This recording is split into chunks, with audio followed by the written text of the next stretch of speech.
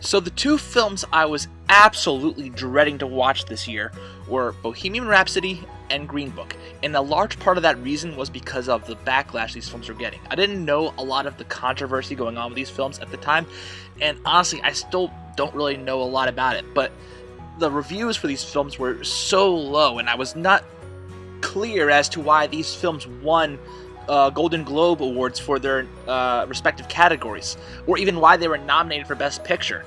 It wasn't until I saw Bohemian Rhapsody that I started to be suspicious of why these films were negatively reviewed in the first place, because I loved Bohemian Rhapsody, and oddly enough, I loved this film too.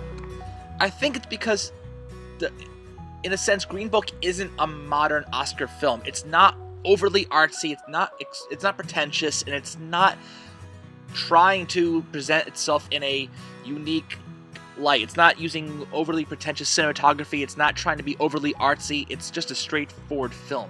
It's reminiscent of films of the late 80s and early 90s in its simplicity, how it's straightforward. It's more about what's happening in the scene than how the scene is being presented. A simple way to put it is it's a pleasant film. It's a fun film. It's a film that has heavy themes and very important themes to discuss, especially from a time period that we don't often talk about the dark side of it. But the film in a whole is just a wonderful watch. You watch it and you enjoy these characters, you enjoy the relationship between the two leads and how they're both learning about each other and learning about their own problems and learning about how to get past their own prejudices. It's a film that really is about improving oneself and bonding with people that aren't from our world.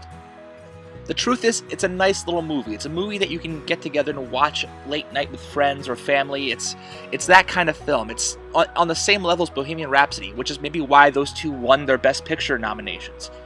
Is it going to win the Oscars? I really don't know, man. It doesn't have the edge that a lot of the Oscar nominees get in the last couple of years. I don't think it has enough to push past films like Roma or the Favorite. But I'm not here to talk about the Academy. I'm not here to speak for the Academy. I'm here to speak from my heart.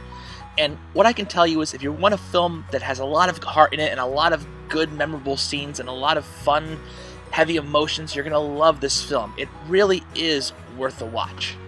Hands down, the crown jewel performance is with Mahershala Ali. It's such a strong performance from him, and he definitely deserves the supporting actor nomination. It's not a film that's going to be breaking new ground. It's themes and characters and story arcs that we've seen in films, some of which have done it better, but the film is overall a solid film, and you're going to have a lot of fun watching it. Green Book. I loved it, and I think you will too.